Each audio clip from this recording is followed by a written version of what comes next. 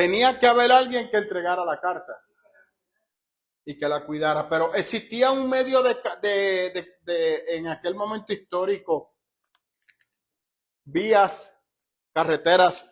Cuando nosotros analizamos el nacimiento de Jesús, pasamos por alto que cuando Jesús nació, los sabios, que se mal llaman los magos, no eran tres, era una caravana. ¿Por qué la gente andaba en caravana? Por el peligro de andar en los caminos. No eran caminos iluminados como los de ahora, eran montes, eran valles, eran desiertos. Entonces usted lo veían solo, usted era una víctima para ser asaltado. Se añade en una estructura romana que la pobreza era horrible. Usted recuerda el video que yo le puse de que yo no quisiera estar en Roma, que daba un brief de cómo era la vida cotidiana en Roma. Así que una persona que está sufriendo una escasez económica, la opción que tiene es robar. Quiero que usted entienda eso. Hay personas que trabajaban, pero habían otras que robaban, habían otras que trabajaban y robaban, porque era la manera que tenían para poder sobrevivir. No estamos diciendo que está bien, yo no estoy justificando nada, estoy explicando el contexto. Una de las cosas que hizo Roma fue copiar, bueno, no Roma, sino Alejandro. Alejandro trató de unificar el mundo conocido y transformó, copió lo que Babilonia había hecho. Nabucodonosor fue un súper arquitecto que organizó y estructuró totalmente Babilonia y lo dividió por calles, por manzanas, por secciones. Eso Alejandro procuró llevarlo al mundo que él conquistó, principalmente a Grecia. Cuando los romanos toman a los griegos, que le quitan el mundo, literalmente, los romanos necesitaban tener una comunicación con todas las provincias, con todas las comunidades. Así que iniciaron unos proyectos de pavimentación, pero no pavimentación con asfalto, sino con ladrillo. ¿Usted recuerda cuando veíamos la casa de Pompeya, que yo le traje el video? Todas esas carreteras eran ladrillos. Eso se multiplicaba y se expandía por todo el mundo conocido. La vía Apia, la vía principal que conectaba, literalmente era una número 2 en Puerto Rico. O sea que la número 2 le da la vuelta a Puerto Rico, literal. Pues ellos tenían una carretera que era la carretera principal que te llevaba directamente hasta Roma. Por eso surge la frase que todos los caminos llevan a Roma. Te llegaba hasta Roma. Entonces, Roma estableció un sistema de mensajería. Y ese sistema de mensajería cubría todo el imperio y tenía un nombre que lo vamos a ver ahora, que era el que se usaba. Originalmente se usaba solamente para asuntos. And now, the mail. Small papyrus scrolls were probably the most common form of letter in the Roman world, followed by wax tablets. Alternatives included sheets of parchment, bits of pottery, and even thin sheets of wood, like the famous Vindolanda tablets. The best way in the Roman Empire to send a letter was to use the cursus publicus, the imperial post. Despite its name, this was nothing like a modern postal service. It existed solely for the convenience of the imperial government and was designed to transfer important officials and messages as quickly and securely as possible. In its mature form, the imperial post consisted of hundreds of staging posts, each equipped with a few fast horses. As in the American Pony Express, couriers rode from one staging post to the next, changing horses when their mounts were fatigued.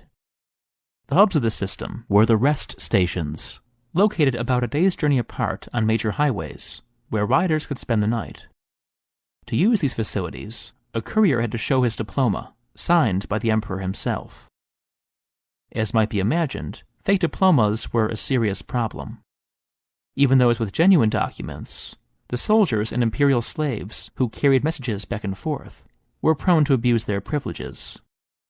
But they were fast, sometimes traveling as much as 150 miles in a day, and Romans with the right credentials used their services whenever they could.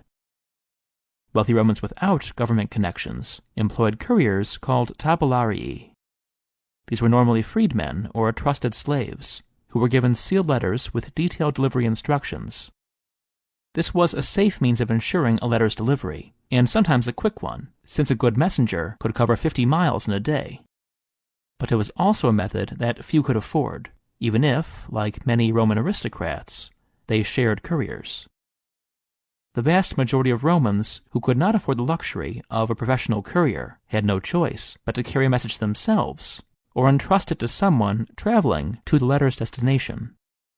Ideally, this person would be a family member or friend, but most often the only available carrier was a random merchant who happened to be heading in the right direction.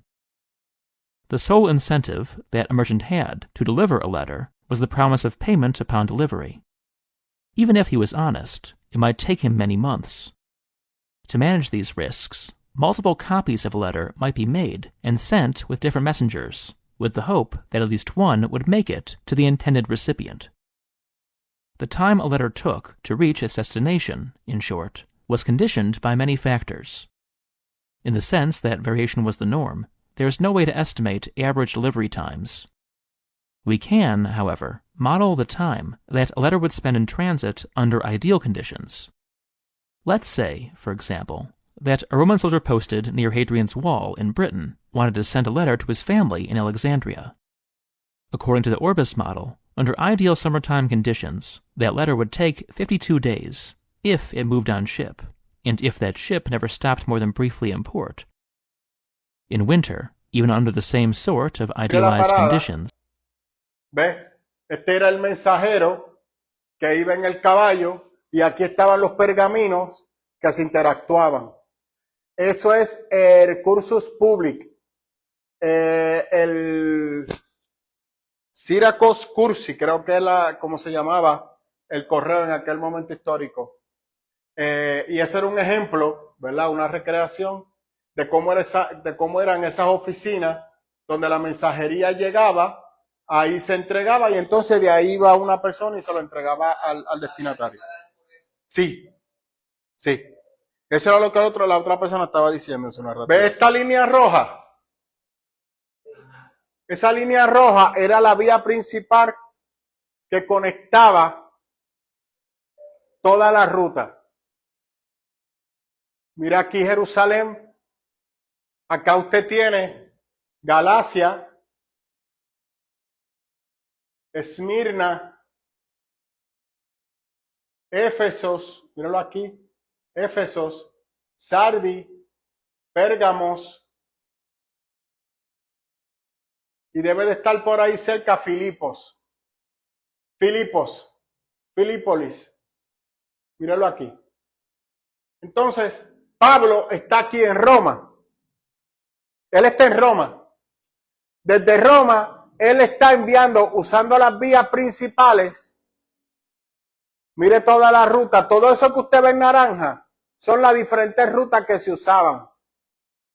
Entonces, él estaba aquí en Roma y quizá alguna de las cartas la envió por barco y ahí que se da cuenta que no puede enviarla por barco porque se pueden perder.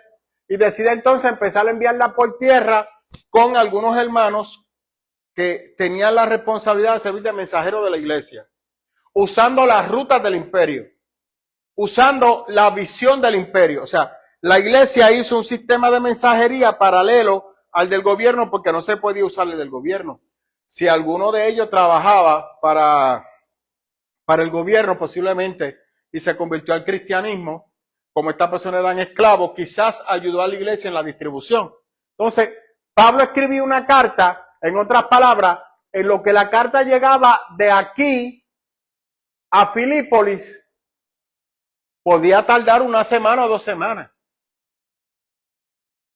Y en lo que llegaba aquí a Galacia, dése cuenta que todo se conecta. La última carta a Gálatas que estudiamos, mírela aquí, llevaba un tiempo también. Entonces luego a Pablo le contestaban. Entonces la persona se montaba en su caballo iba toda la ruta, recuerde, se tenía que parar, tenía que descansar, tenía que comer, dormir, entonces levantarse, porque de noche nadie viajaba por el peligro. Entonces, estas vías eran bien transitadas, así que eran seguras. Usted siempre iba a ver tránsito en las vías principales, siempre había tránsito. Habían romanos, centuriones, que velaban esas carreteras también para evitar cualquier situación. Y si ocurría algo, entonces un centurión accionaba.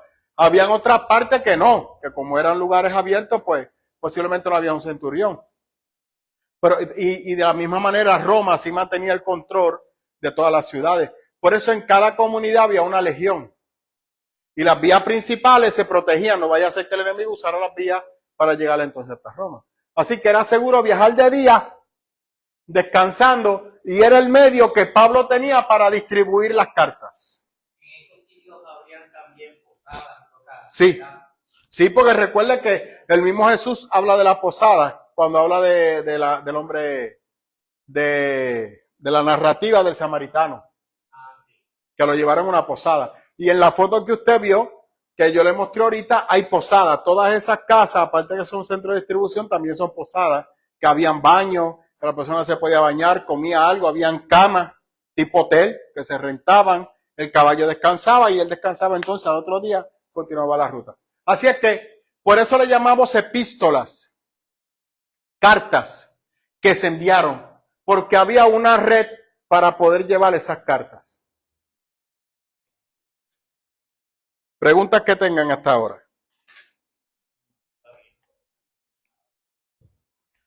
Porque lo traje porque yo estaba hoy, mientras leía las notas, yo decía, pero fíjate, yo hablo de las cartas, pero los hermanos sabrán cómo esa carta se distribuía. Porque regularmente las personas no sacan el tiempo para explicar esto. Entonces uno puede decir, pero quizás eso nunca existió. Quizás esto fue la iglesia que se lo inventó, lo de no. O que el Espíritu Santo usaba una paloma para que las cartas llegaran. Sí, porque hay hermanos que se las traen, como no tienen la respuesta, pues sacan unas cosas que lo que hacen es denigrar al Señor.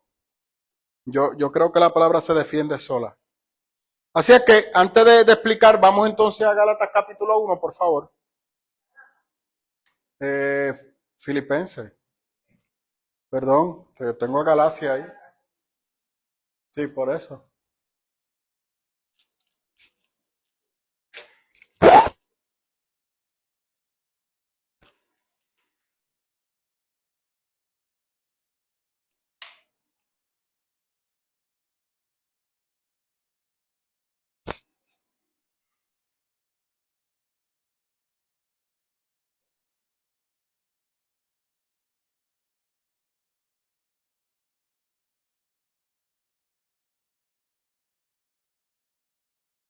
¿Lo tiene? Filipenses capítulo 1. ¿Lo puede leer, Noemí, por favor?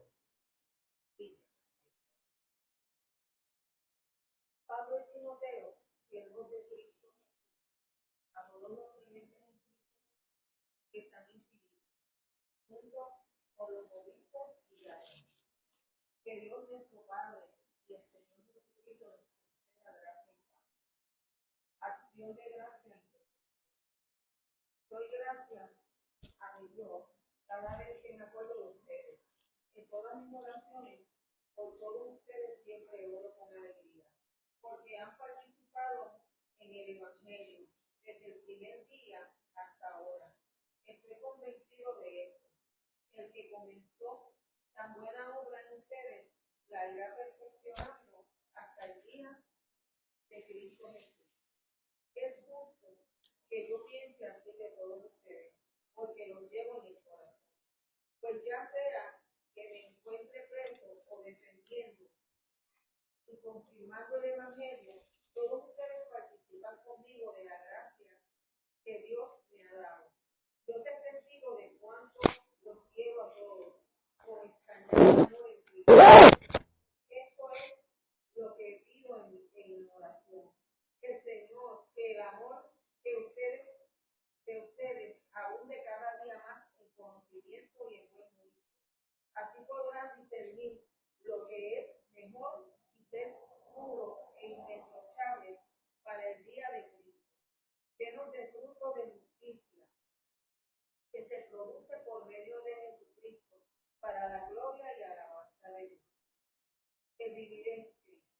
Hermanos, quiero que sepan que en realidad lo que me ha pasado ha contribuido al avance del Evangelio.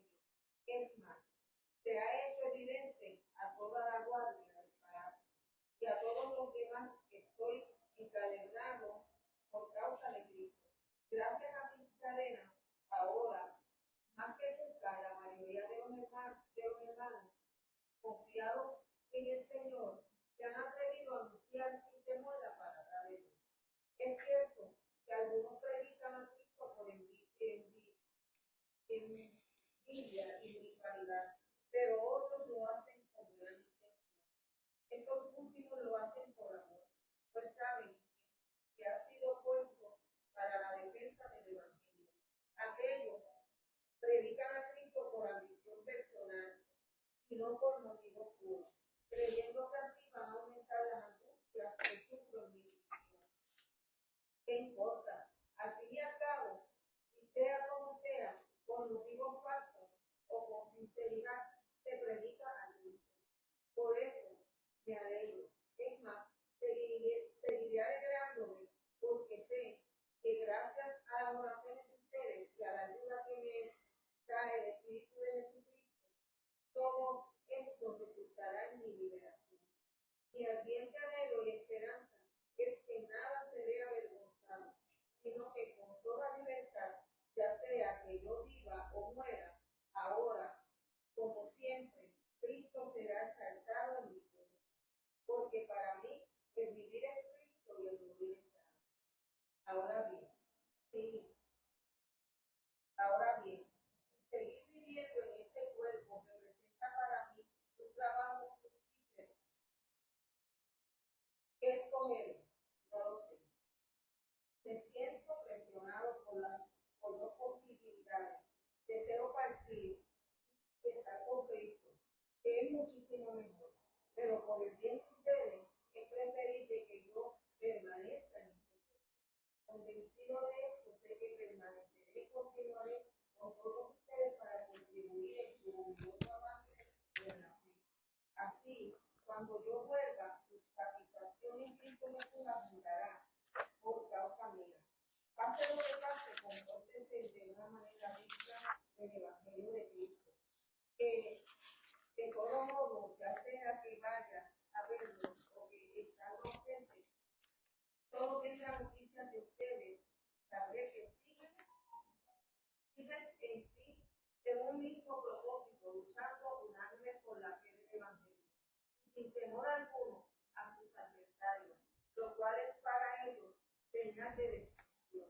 Para ustedes, en cambio, es señal de salvación, y esto proviene de Dios, porque a ustedes se les ha concedido no solo creer en Cristo, sino también sufrir por él, pues sostienen la misma lucha que antes me vieron sostener y que ahora saben que sigo sosteniendo.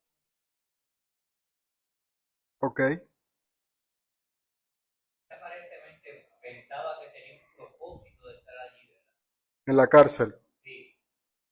Sí.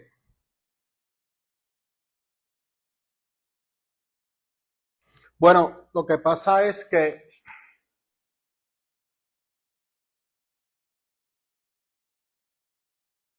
Pablo quería ir a predicar a Roma. Pablo entendía que Roma era el epicentro. Yo predico en Roma y desde Roma se puede esparcir el evangelio por el mundo conocido. Por eso cuando Ágabo o Gabo en el libro de los Hechos le dice, Pablo, tú vas a llegar a Roma, pero vas a llegar a Roma con los pies y los brazos amarrados. Entonces ya ahí vemos que Pablo quería llegar a Roma para predicar el evangelio, pero no llegó como él pensó que iba a llegar. Así que él llega literalmente preso, no esclavo. Pablo no podía ser esclavo porque era ciudadano romano. y la esclavitud para los ciudadanos romanos estaba prohibida. Así es que él está en la cárcel y él tiene claro que de la cárcel no va a salir. Al momento de escribir Filipenses, él está en Roma preso. Estaba buscando la fecha de Filipenses cuando se escribió, pero ahí no tengo la nota. Pudo haber sido cerca del 70 después de Cristo. Así que Pablo está preso en Roma y sabe que está presto a fallecer. Él lo sabe. Literalmente el Espíritu tuvo que haberle confirmado a él, de esta cárcel tú no sales. No te vas a liberar de esta.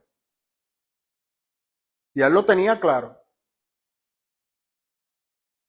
Y por eso cuando él escribe, él habla de sus cadenas. ¿De qué cadena está hablando Pablo? Bueno, supongo que son de las cadenas que tienen puestas. O hay dos términos, las que tienen puestas o las cadenas que supuestamente tienen que llevar allá adentro. Espiritualmente él no puede tener cadena, porque él es una persona en Cristo. Él está hablando de las cadenas que lo amarran al centurión, que tenía que tener esa cadena día y noche, como yo le explicaba ahorita. ¿Y por qué en ese sitio tiene que estar amarrado a otro? Para que no se escapara.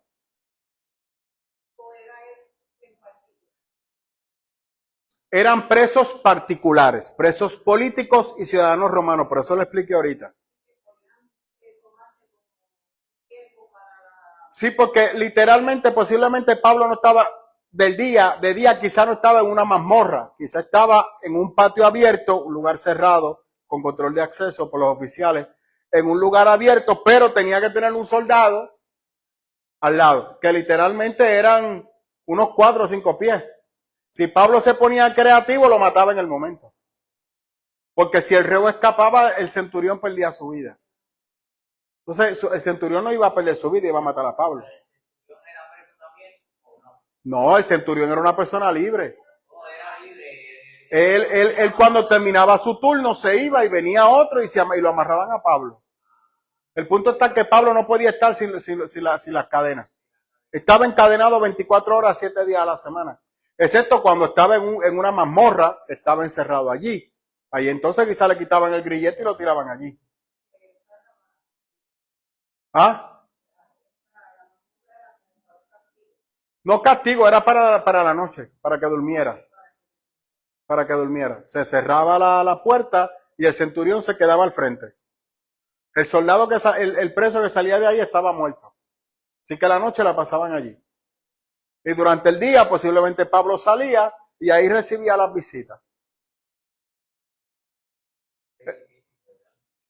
Por Cristo. Y nosotros nos quejamos. Por eso la carta a los Filipenses es tan brutal.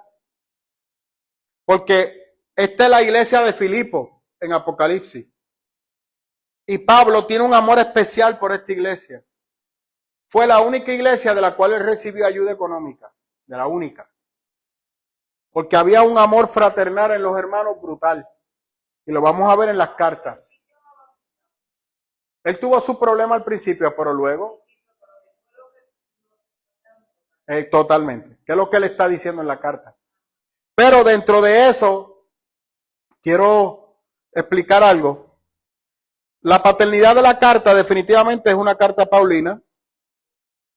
Ha existido una duda si él escribió en Éfeso o no, pero cuando uno ve el momento histórico que Pablo está detallando en el primer capítulo, la mayoría de los eruditos han rechazado que fue en Éfeso y están totalmente de acuerdo que fue en Roma que le escribió. Hay otro pensamiento dentro de las diferentes escuelas teológicas o de las escuelas paulinas que dicen que la carta a los filipenses fue múltiples cartas que se unieron por los puntos que Pablo trabajaba. Pero Pablo tiene una manera peculiar de escribir. Pablo te empieza hablando de A y a la medida que va desarrollando la carta le ocurre Z y te lo va a escribir, le ocurre M, el pensamiento M te lo va a detallar y luego va a llegar al punto A. y puede ser que sea en el capítulo 4 o en el capítulo 5. Recuerden que al principio las cartas no tenían capítulo ni versículo, era todo corrido. Entonces, como la carta que usted vio en el que todavía sobrevive de Nerón, eso era lo manuscrito. Por tal razón, si el Espíritu o Pablo tenía un pensamiento o de una duda que tuviera la iglesia, o varias dudas, Pablo iba a buscar la manera de cómo conectarla toda a la medida que iba desarrollando el pensamiento. Así que la mayoría de los eruditos no veían sentido que por lo que le acabo de explicar ahora, la distancia entre el punto A y punto B y el tiempo que tomaba, que Pablo iba a estar enviando un mensajero cada vez que enviara una notita. Así que regularmente las cartas tenían que enviarse completas. Cuando Pablo terminaba la carta, si él había escrito él volvía y la repasaba con uno de los secretarios, volvía y la leía para ver si el pensamiento estaba claro, y cuando ya él la terminaba, entonces la preparaba y la enviaba con algún mensaje vocal. Lean esto a la iglesia de fulano, por favor, esto compártalo entre ustedes, que eran instrucciones que Pablo posiblemente daba para cuando la carta llegara. Así es que ese pensamiento también se destruye y se tiene claro que entonces fue una sola carta que Pablo envió. Pablo declara que el propósito de Filipenses es agradecerles lo que le dije a ustedes, pero ya luego más adelante lo vamos a ver. Como escribía desde la prisión, probablemente en Roma, él también quiere tratar otros asuntos, incluyendo la probable persecución posterior que enfrentaría la iglesia y una exhortación a trabajar en armonía. En la medida que la iglesia de Filipos amaba a Pablo, sus miembros estaban divididos entre sí. De allí las recurrentes exhortaciones a la unidad y el servicio mutuo. Por lo menos parte de la división giraba alrededor del desacuerdo entre los que colaboraban con Pablo. Si existía alguna oposición a Pablo, probablemente implicaba a cristianos judíos que abogaban por la circuncisión. Si es que Pablo creía que ya había llegado a Filipos. Nuevamente surge el debate ¿contra quién? Contra los judíos. Y por la mental circuncisión. ¿Ve que ese debate siempre ha estado desde el principio? ¿Ve que el desconocimiento de las iglesias, es que la historia no falla? La historia no falla, mi hermano. Aquellos que no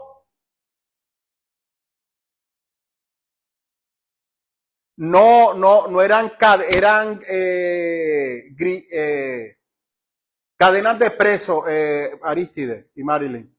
Cadenas de preso, no era cadena de cuello. Es como las esposas que le ponen hoy en día a los presos.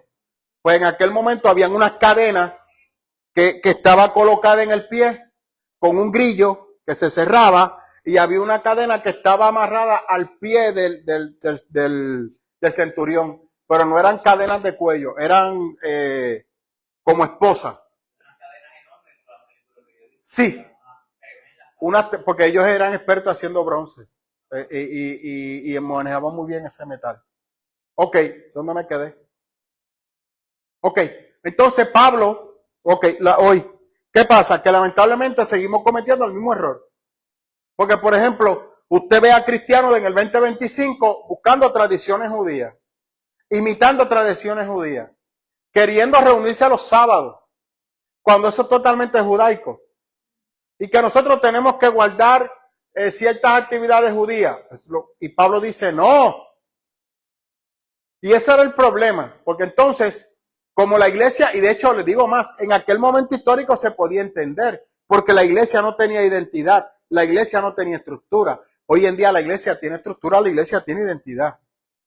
Y tiene que tener sus valores cristianos claros, pero seguimos repitiendo lo mismo porque hemos dejado de estudiar la Biblia con la seriedad que merece. Se añade que cuando vamos al Antiguo Testamento, seguimos mirando el Antiguo Testamento como si fuéramos judíos, no como cristianos. Pablo estudió el Antiguo Testamento porque era lo que tenía, pero lo estudiaba a la luz de Jesús, no a la luz de sus padres, no a la luz de Gamaliel, a la luz de Jesús. Lo que Jesús estaba tratando de proyectar con todo lo que pasó en el Antiguo Testamento y el pueblo de Israel. ¿Me siguen? Ok, cuando Pablo arranca diciendo en el capítulo 1, siervos. La palabra siervo es esclavo, dulo. Dulo. Entonces, siervo no era despectivo para el ambiente judío. Los profetas se hacían llamar siervos de Dios. Para el grecorromano, los esclavos del emperador o otros altos oficiales tenían mucho más poder que las personas libres sobre obispos y diáconos. En otras palabras, un esclavo que trabajaba para el emperador era una persona, como le dijo usted ahorita, un liberto con autoridad, porque trabajaba directamente para el emperador, pero era un esclavo. Pero Pablo, cuando usa la palabra siervo, no está mirando a ese esclavo de comodidad, está mirando al esclavo de menor rango, el explotador. Pablo se consideraba a sí mismo a ese nivel. Pablo nunca se consideró más arriba de eso, porque Pablo tenía claro que lo que él era, lo que había alcanzado, lo había hecho por Cristo, no por él. Así que cuando Pablo usa el título apóstol, lo hace con mucho cuidado, porque se sigue mirando como un esclavo. No se ve como nada superior.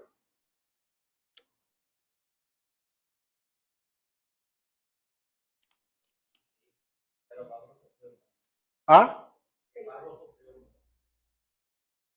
¿Quién era que me decía que veía a Pablo? ¿Era usted? Que veía a Pablo como alguien regañado. No, José.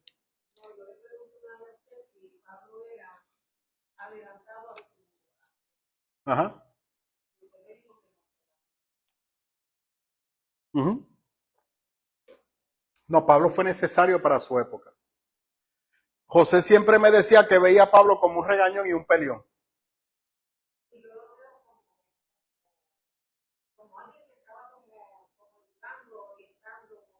Cuando empezamos a estudiar las cartas, José cambió su visión sobre Pablo. Pablo era una persona amorosa y celosa porque la gente conociera de Cristo. Pablo, yo he aprendido eso de Pablo. Pablo, si pudiera sacarse su cerebro o su conocimiento y colocarlo en todos los hermanos, lo harían. Para que vieran a Cristo como él lo veía. Ese era el deseo de Pablo. Y por eso tuvo muchos enemigos. Pablo no era muy querido en la iglesia porque Pablo no estaba con mucho bla, bla, bla. Pablo iba por la calle del medio. Usted le mezclaba algo a Pablo en contra del cristianismo y Pablo te lo mataba en la raya. Pablo no lo dejaba crecer. Era Cristo, no me lo venga a mezclar. Que vamos a hablar ahora sobre eso. Porque cuando Pablo dice más adelante que aunque sea por envidia predican la palabra, el que no entiende lo que está pasando ahí,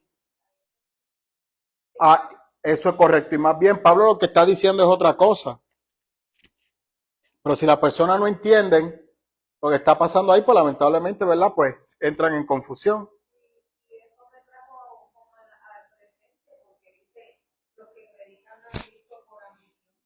Y lo tenemos hoy en día. Entonces no hemos cambiado.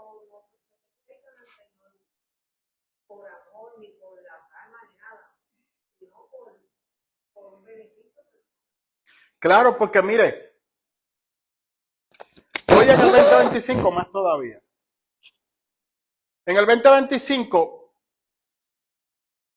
usted puede estar en cualquier lugar. Y una persona empieza a hablar y usted se da cuenta que es una persona muy estructurada, que tiene una gran sabiduría y un gran conocimiento y todo el mundo se queda mirando a esa persona. Porque llama la atención. Y todo el mundo quisiera hablar con esa persona. Porque es bien educado, es bien elocuente. Entonces, eso te da un estatus. En Roma, la oratoria, el que era un buen orador, hoy en día, comparado hoy en día es un Bad Bunny. La gente pagaba lo que fuera para irlo a escuchar y para verlo y para hablar con él. Así era Apolo. Porque el orador no era una persona físicamente descuidada. La oratoria iba acompañada de su presencia. Entonces reflejaba su físico y reflejaba su buen hablar. Entonces, en su manera de hablar, bueno, San Agustín de Hiponia decía que cuando él se paraba en la oratoria, las damas se le rendían a los pies.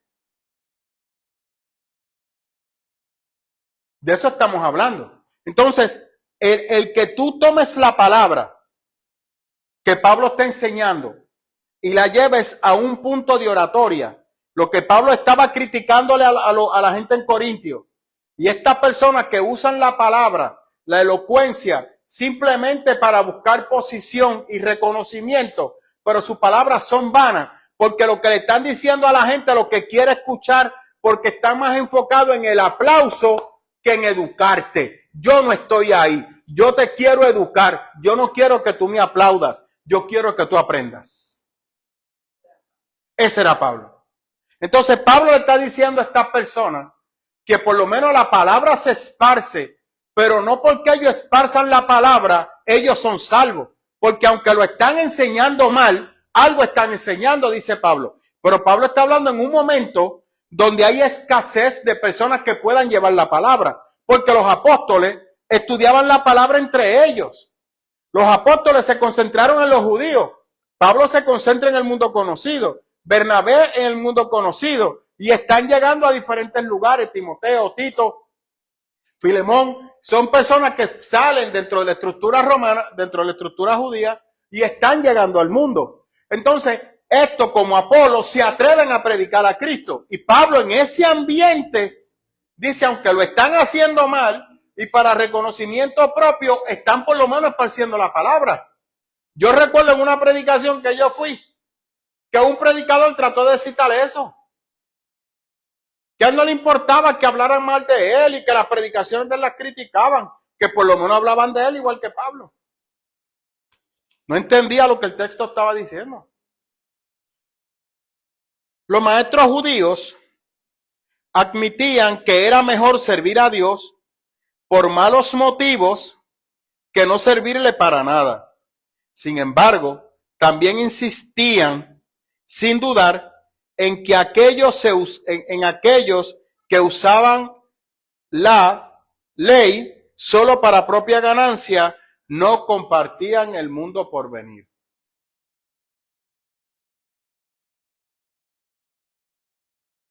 Tú puedes hacerlo, puedes conquistar las masas, pero no eres salvo.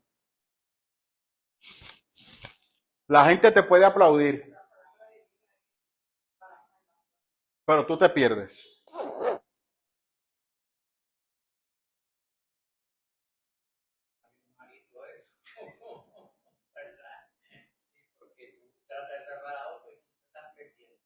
Tú perdido. ¿Por qué? Porque tú tienes el conocimiento y tú sabes para qué lo estás usando. No se dé engaño. Usted, es que eso usted lo sabe. Usted puede engañar al mundo. Pero tú sabes por qué tú predicas a Cristo. Tú sabes cómo te gustan los aplausos. Tú sabes cómo te gusta que la gente te reconozca. Tú sabes cómo te gusta vestir bien sin trabajar. Tener dinero en el banco sin esforzarte. Esas cosas a ti te gustan. Y tú trabajas por eso. Y el evangelio te lo trae y te lo da. Y estas personas que creen en tu mensaje, tú dentro de tu mente te has configurado que yo le estoy llevando un mensaje motivacional, pero en vez de pagarle a un psicólogo me estás pagando a mí. Y te caes, creas esa subrealidad, creas esa mentira que te sirve de fundamento para tú seguir llevando el mensaje distorsionado. Porque tú sientes que tú le estás dando algo para recibir algo. Hay un intercambio. Cuando se supone que tú no hagas eso, tú tienes que llevar el mensaje sin esperar nada a cambio. Y que no te miren a ti, sino que miren a Jesús. Y tú procurarte mantenerte aferrado a Jesús porque tienes que entender que esto es pasajero, pero la vida eterna no. Y número 2, los aplausos son adictivos y tienes que cuidarte de los aplausos y del reconocimiento. Porque eso es lo que te llevan a la destrucción y a la perdición eterna. Los aplausos. Qué bien te quedó, papá. Es para ti. Es para ti. Y esa predicación tuya, tú la trabajas, pero para que la gente te vea a ti. Y la unción la tienes tú. Y tú reclamas la unción. Y que tú eres el siervo con la unción. No Cristo. Y eso es lo que Pablo está señalando aquí. ¿Llegaste? Estaba extrañando ya. La salvación a menudo significa la liberación física de la prisión y de este contexto. Física y en este contexto debe tener ese significado. Los ciudadanos de Filipo eran ciudadanos romanos y por lo mismo disfrutaban de cierta protección legal. Pero el destino de Pablo en el tribunal como cristiano, que era además de ser ciudadano romano, sentaría un precedente legal que podría afectar la posición legal de ellos. De modo que tenían más de una razón para preocuparse por la forma en que evolucionaba el caso de Pablo. O sea, Pablo le está escribiendo a la gente de Filipo.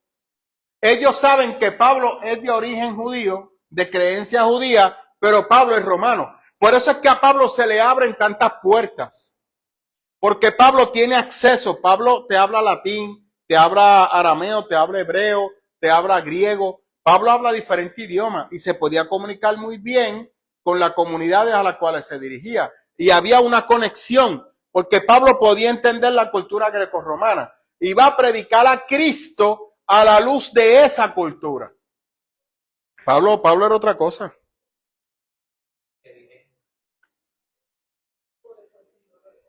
Por eso el Señor lo escogió.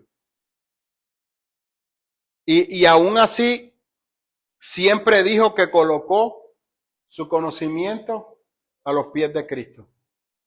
Y que los títulos los daba por basura.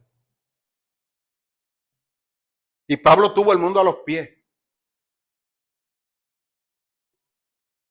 Pablo pudo haber escrito, tenemos que destruir a los judíos, que no sirven para nada. Y la gente le hubiese hecho caso a Pablo.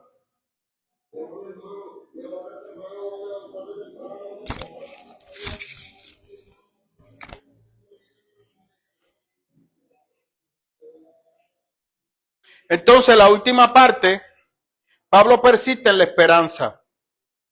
Es interesante porque Pablo va a empezar a hablarle a la gente de Filipo de amor, de esperanza, de libertad, estando físicamente preso.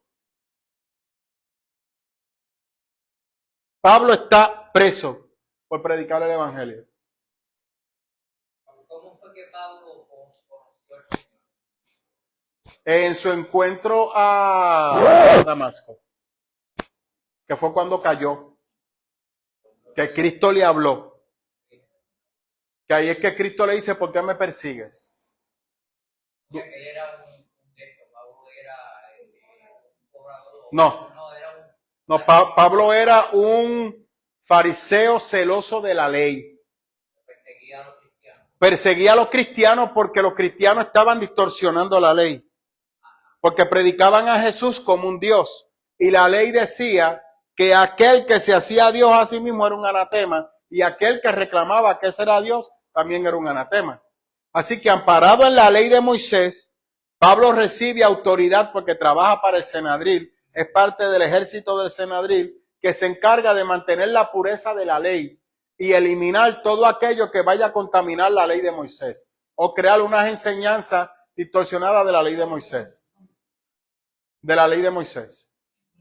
Amparado en eso, Pablo, al ver que los cristianos dicen que nacen de la iglesia, que son parte de la iglesia, Pablo empieza a perseguir a las personas que son parte de la iglesia, por lo que entonces los arresta, los encarcela o los mata. Así que es un perseguidor. Fue un perseguidor de la iglesia. En una de esas persecuciones es que tiene un encuentro con Cristo. En una de esas persecuciones es que Cristo le sale al encuentro y choca con él. Entonces transformado. Y de ahí en adelante, cuando él tiene el encuentro con Cristo, entonces el Señor lo que hace es que lo lleva de la mano de Bernabé, y Bernabé va ahora a enseñarle a Pablo lo que Cristo predicó. Bernabé fue uno de los discípulos de los apóstoles. Entonces Bernabé se convirtió como una especie de obispo de la iglesia. Entonces toma a Pablo y se lo lleva para Egipto, y ahí lo educa aparte, porque Pablo ahora es perseguido por los fariseos, porque se convirtió en anatema. Sí, porque ahí se puede hacer. Entonces de ser perseguidor se convierte en el perseguido. O sea, Pablo desde que empezó en el cristianismo, por eso cuando Ananías va a orar por él, que le dice, Señor, que tú quieres que yo ore por quién. Yo sé que tú estás en el cielo muy entretenido, pero Pablo es un perseguidor de la iglesia. Entonces, Cristo le dice a Ananías, Ananías, créeme que él va a sufrir aún más de lo que él ha sufrido, de lo que ustedes han sufrido por la persecución de él. Y literalmente, Pablo sufrió por predicar a Cristo, y él estuvo dispuesto a sufrir por Cristo. Oiga la frase que estoy diciendo. Él estuvo dispuesto a sufrir por Cristo. Él sabía que iba a sufrir por Cristo y estuvo dispuesto a hacerlo. Nunca buscó excusa. Y hasta el último día del ministerio de Pablo, así lo hizo.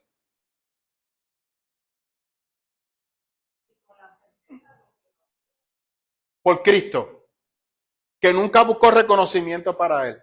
Él siempre sintió que nunca merecía. Sí, exacto. Él es el Pablo. Cuando vemos un ejemplo del perfil de Pablo, Pablo es el que manda y literalmente a matar a Esteban, y la ropa de Esteban se la trae a los pies de Pablo. Que Pablo, cuando hablaba en Gálatas, creo que lo mencionamos, que Pablo recuerda que el rostro de Esteban era como el de un ángel cuando estaba siendo apedreado. Y eso marcó a Pablo, pero en el subconsciente él no lo pudo ver. Luego, cuando viene a Cristo, todo eso viene a su memoria. La paz que tenía Esteban mientras estaba siendo apedreado, que era una presencia directamente del Señor que vio en el rostro de Esteban. Él mandó a apedrear a Esteban. ¿Se le puede dar la bolsa a él? No a mí. Coge esa bolsa porque ahí tiene cositas para ti. No te pongas a venderla. ¿Me oíste?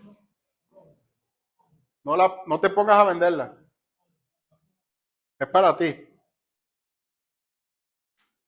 Hay cosas para ti ahí. Dudas que tengan, hermano. El capítulo 1 es una introducción. Pablo se está dirigiendo a los rectores de la iglesia. Ya Pablo había nombrado obispos. Obispos eran como una especie de administradores. Ya la iglesia tenía unos líderes que se reunían. Recuerde que aquí hablamos de iglesia, pero cuando hablamos de iglesia hablamos de comunidades. No hablamos de edificios. La iglesia no tiene templo. Estamos hablando de casas. Se reunían en casas, en cuevas, en lugares cerca de los ríos, donde los hermanos pudieran estudiar la palabra y recibir las cartas de Pablo y reflexionar sobre el consejo de Pablo. Así que Pablo, cuando le habla a una iglesia, le está hablando a una comunidad, no a un edificio, a una comunidad en esa ciudad en particular.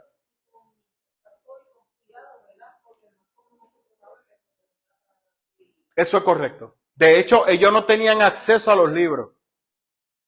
Por eso le estoy diciendo a usted que venir con el cuento hoy en día delante de Dios, cuando esta gente, sin tener una cuarta parte de lo que nosotros tenemos, fueron fieles al Señor hasta el final, y usted viene con el ñengue de que usted está en una iglesia que se está predicando lo contrario, que bendito, pero yo estoy aquí, soy salvo porque estoy en esa iglesia y soy fiel a esa iglesia. Usted es fiel a esa iglesia, no a Cristo. Usted tiene que tener problemas. Si esa iglesia a usted no le enseña a ser fiel a Cristo, corra por su vida.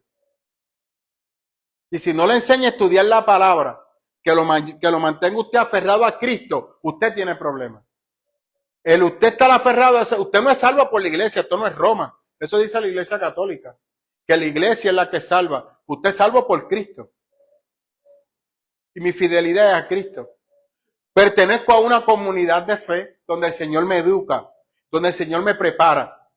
Y yo necesito una comunidad de fe para desarrollarme, para crecer espiritualmente, para aprender de la palabra, para enfrentar los retos diarios. Totalmente de acuerdo. Pero si esa comunidad de fe pierde su norte o empieza a distorsionar la palabra, yo tengo que salvar mi vida. Porque tarde o temprano esas malas enseñanzas se me van a quedar en la mente. Pero ellos no tenían como quien dice una Biblia ni tenían nada. Era la persona que le hablaba sobre eso. Eran las personas que el Señor pues, la llenaba o ellos aprendían algo. Sí, Pablo los educaba. Pablo tenía sus líderes a los cuales le hablaba y el líder transmitía el conocimiento. Y fueron discípulos de Pablo. Cada vez que Pablo llegaba a una comunidad a trabajar antes de caer preso, él se encargaba de discipular a esas personas. Pablo estaba 1 y 2 años discipulando, enseñando, transfiriendo todo su conocimiento. El Espíritu Santo hacía su parte y ellos continuaban. Pablo tenía acceso a conseguir los rollos y muchos de ellos se los prestaba a los hermanos y luego los pedía para atrás para que los hermanos siguieran estudiando la palabra. Lo que pasa es que no era algo para todo el mundo, porque no todo el mundo sabía leer ni escribir. Así que los líderes tenían la responsabilidad que estaba sobre ellos de conocer la palabra, de estudiarla y transferirla. Y los hermanos tenían la responsabilidad de lo que se les estaba transfiriendo, entenderlo, aplicarlo, entonces poder vivir conforme a lo que el texto les estaba diciendo. Y si tenían duda, preguntaban. 8:30. Si tenían dudas, preguntaban, cuestionaban, eran debate. No era una predicación como lo que regularmente nosotros tenemos. La doxología era enfocada en estudiar la palabra. Los hermanos se reunían para orar unos por los otros, para presentar sus preocupaciones, para presentar sus dolores, sus quejas, y todos se reunían y empezaban a estudiar la palabra. Pablo nos escribió tal cosa, que en un momento difícil el Señor pasó esto, pasó lo otro, y el Señor nos manda a mantenernos unidos, que somos una familia, que Él viene pronto, que su Espíritu Santo está con nosotros, cosas como esas. Y eran reunidos. Entonces los hermanos preguntaban, varón, pero ¿cómo es eso? Entonces el varón tenía que explicarlo. Esos eran los cultos de antes. Sí, que no era como ahora que vamos a orar por tal persona, sanarla o lo que sea, o también iban en... La iglesia tenía claro que el que sanaba era el Señor. Se oraban por los enfermos. Sí, Santiago dice que los enfermos se ungían y que los ancianos oraran por él. Que todos los enfermos siempre se ungieran y se ungieran y se orara por ellos. Si iban a ser sanos o no, no le tocaba a la iglesia, le tocaba al Señor. La iglesia tenía la responsabilidad de cuidar a los enfermos. Porque no siempre las personas eran sanas. Y la iglesia lo tenía claro. Es en los años 50 y 60 del siglo XX que se empieza a vender la sanidad y los milagros. Previo a eso, se tenía claro que la mayor sanidad que el Señor nos podía dar era borrar nuestros pecados y salvarnos, que es la salvación. Pero luego de eso se empezó a usar como una cartilla los milagros y a decir que Cristo te quiere sanar, que Cristo te quiere libre, que Cristo te quiere sano. Entonces lo hemos insertado y se sigue predicando eso. Pero en aquel momento los primeros cristianos no veían un elemento de sanación físico para creer en Cristo. Claramente Cristo dice, los milagros no es para mis discípulos, son para los incrédulos, son para los que no creen.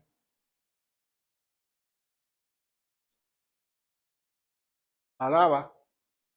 Cristo lo dijo. Los milagros son para los que no creen.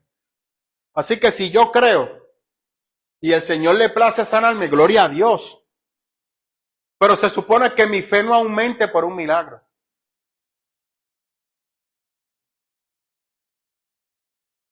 Mi fe no debe de aumentar por un milagro.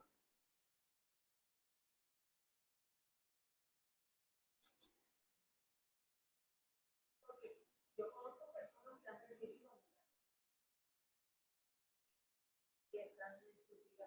normales.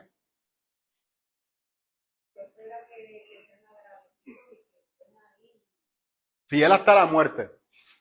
Personas que Dios las ha levantado de la misma muerte. Literal. Y no le sirven al Señor. No, y son sanas. Sanas, pero sanas. Y tú oraste por ellos, se sanaron. Y tú oras por alguien de la iglesia y no se sana. Y esa persona no quiere. Busca al Señor a su manera. Porque yo eso es como si Dios me ama tal y como yo soy. Él me creó así. Ni siquiera el Señor vuelve otra vez atrás a los Baales. Sí, pero es que su visión de Dios es esa. Para ellos están bien, por eso Dios los sanó. No entienden el milagro que recibieron. No lo entienden. No. Por eso la iglesia tiene claro que lo mejor que puede recibir es, como Pablo le decía a Gálatas, el Espíritu Santo y el amor de Dios. No habla de milagros.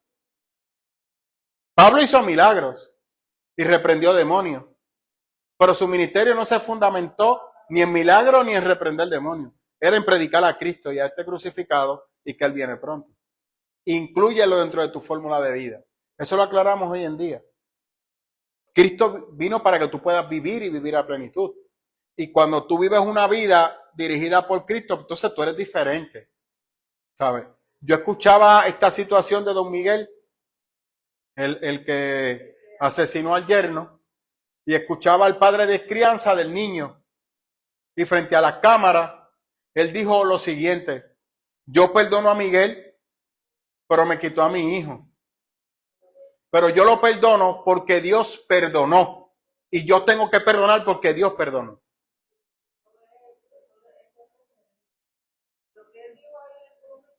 Brutal. Entonces, cuando yo, que se lo he dicho a la iglesia, cuando uno escucha eso, uno dice, wow, Dios está trabajando con esa persona. Lógico, mi parecer, mi mente humana, eso se pudo haber evitado. Pero eso es otro tema. Eso yo lo trabajé en una transmisión que hice aparte. Pero eso es lo que el Señor nos manda. O sea, si yo estoy enfermo, yo no, ¿qué pasa? Que desde los 50 a los 60 y los 70 se piensa que una persona enferma es porque está en pecado. Eso a mí me prende, mi hermano.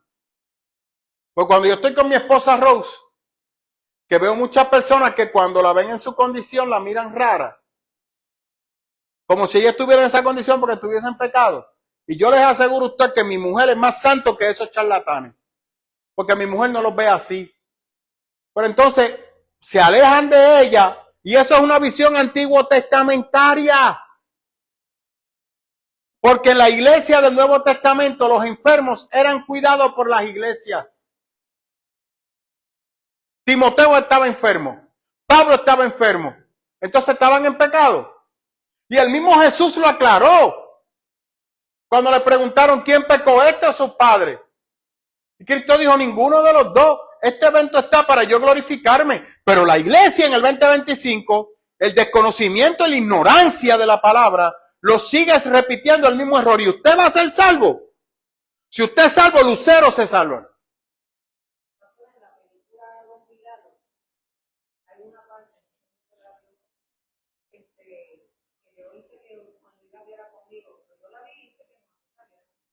Hay una parte que tienen tres hermanos de la iglesia y llaman a la mamá y le dicen, nosotros estamos orando hace tiempo, porque la nena estaba enferma. Sí. Estamos orando hace tiempo, quiere decir que tú, el esposo o la niña está en el pecado. Y yo le dije, ¿tú viste eso? Eso es correcto. Y eso lo seguimos repitiendo hoy.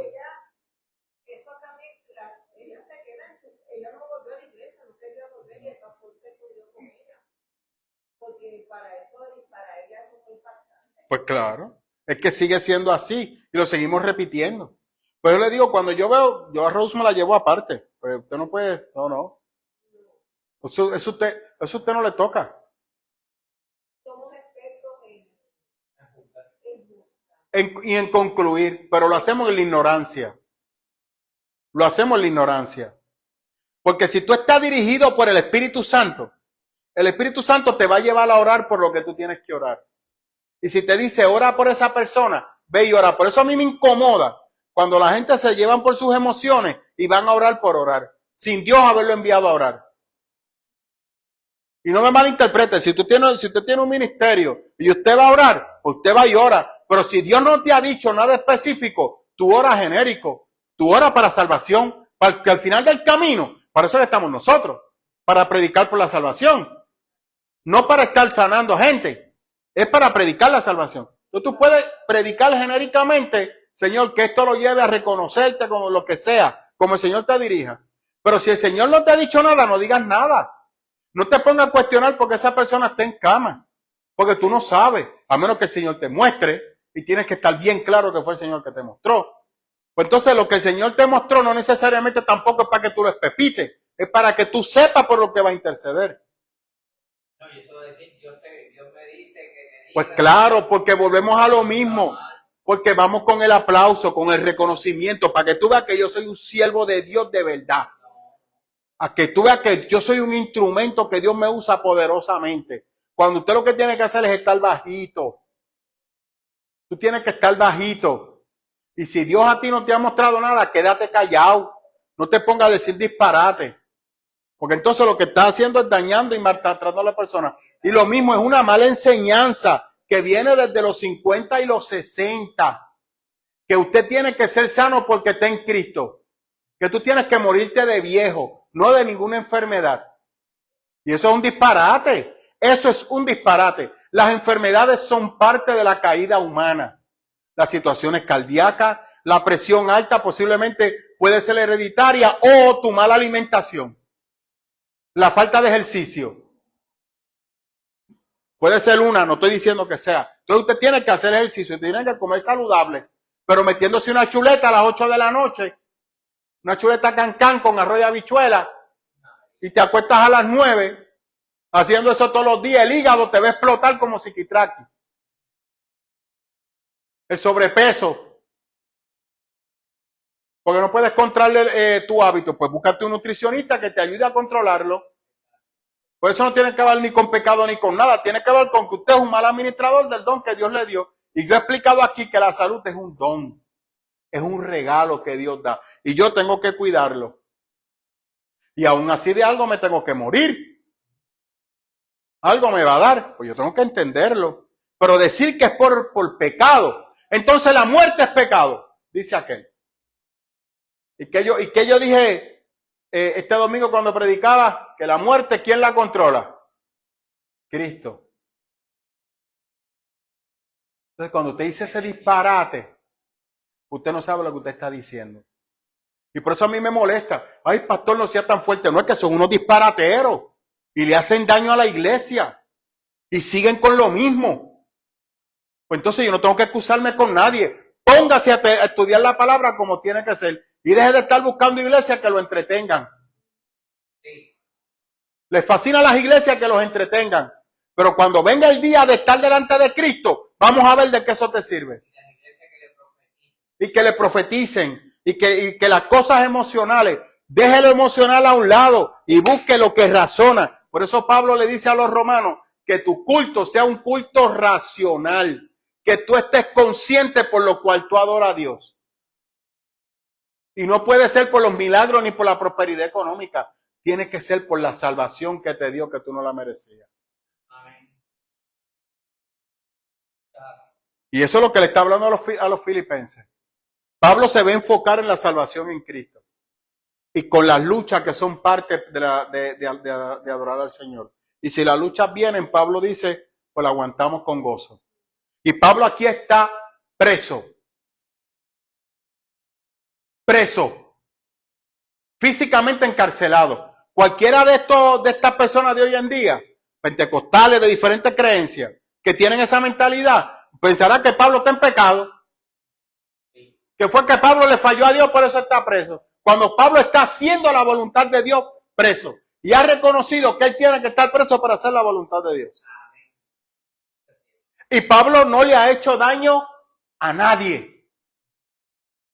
Pablo no está preso porque le dio una bofeta a alguien. Pablo no está preso porque le sacó una espada a alguien. Pablo no está preso porque mató a alguien ni porque le robó a alguien. Pablo está preso por predicar a Cristo y este crucificado. Y no negarse a cambiar su mensaje para favorecer a nadie. Y corrigiendo a aquellos que quieren llevar a engaño a la iglesia.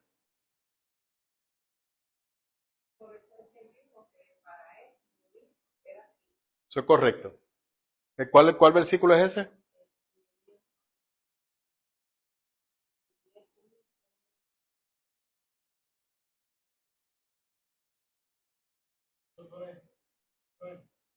La 45. El 21. Porque para mí el vivir es Cristo y el morir es ganancia.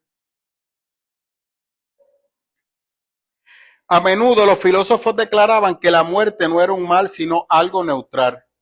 Era más bien una aniquilación o la migración del alma de un lugar a otro. Pablo ve esto como algo malo, pero también como una forma de seguir a Cristo sin vacilar.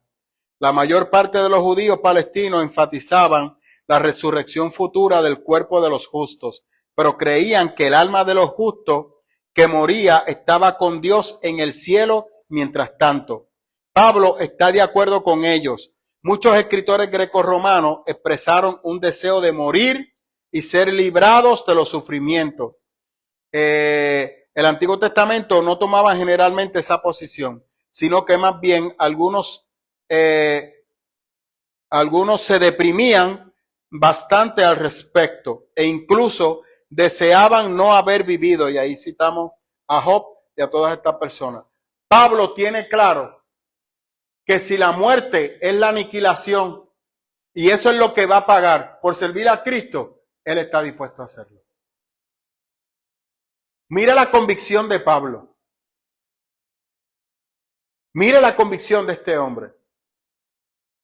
Y no tenía una cuarta parte de lo que nosotros tenemos. Yo creo que ya aquí lo podemos cerrar.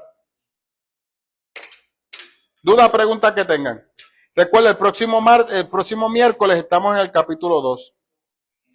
Ahí es que se pone sabroso. El morir para mí es ganancia. Para mí el morir es Cristo. Eso es correcto.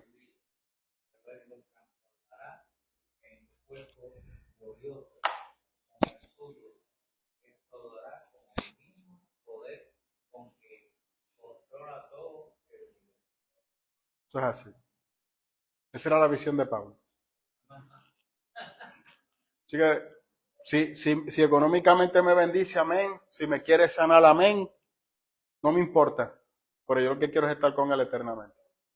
Porque recuerde, Pablo tuvo una visión del cielo no completa. Pablo habla de alguien que fue al tercer cielo, creo que es a los romanos, y en Corintios.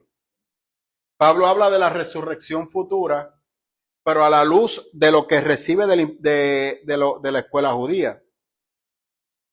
A la luz de lo que recibe de los judíos.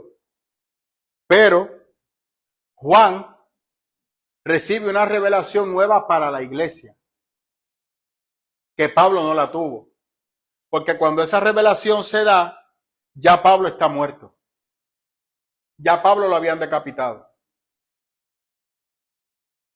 Así que Pablo tiene una confianza sobrenatural en Dios, sin ver totalmente la revelación. Nosotros tenemos la revelación completa. Sabemos lo que va a pasar en el futuro y cómo esos eventos van a ocurrir. Pablo no. Y aún así fue fiel al Señor por fe.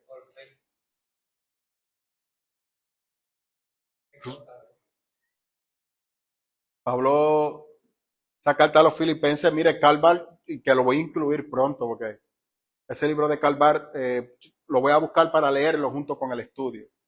Porque en estos días pues no pude tomarlo, y como iba a hacer la introducción, iba a tomar mucho tiempo en la parte de las cartas, porque quería que ustedes tuvieran claro que cuando Pablo terminaba una carta, que se le entregaba al mensajero, por donde el mensajero la llevaba y el tiempo, que no era que yo te doy la carta hoy, ya en 15 minutos tú la tienes. Que eso tardaba días y a veces semanas en lo que llegaba a la persona. O sea, y dependiendo para dónde fuera. Así que para Jerusalén, ya usted sabe que eso era casi un mes de viaje. Y la fidelidad de los hermanos en entregar la carta a donde Pablo les indicó, que tampoco era nada fácil. O sea, que era una estructura y una fidelidad de parte de la comunidad de fe brutal. Y cuando esa carta llegaba, para los hermanos eso era cátedra. Eso eran los comentarios bíblicos de los hermanos, las cartas de Pablo.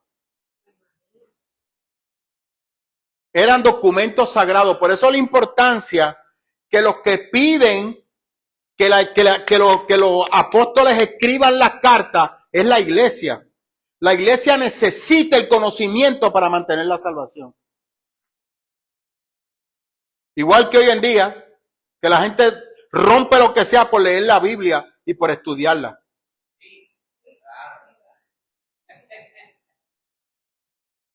Por eso se los digo. Los hermanos querían el texto, lo querían, lo necesitaban, lo veían parte de su salvación. Y por eso le pidieron a los apóstoles, redacten lo que ustedes vieron, porque así nosotros mantenemos vivo el evangelio. Y literalmente, gracias a eso, hoy tenemos el evangelio vivo. La palabra de Dios nunca ha sido muy reconocida, y lo he dicho.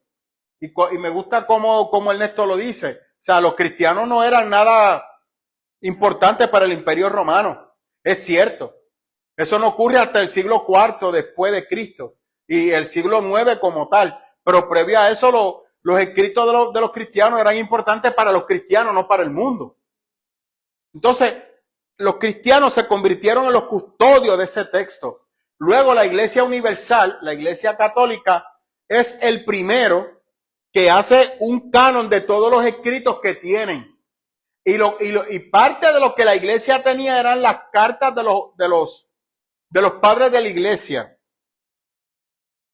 No solamente las cartas de Pablo, sino también estaban las cartas de los padres de la Iglesia, lo que fueron los hijos de los apóstoles, de esos hijos de los apóstoles.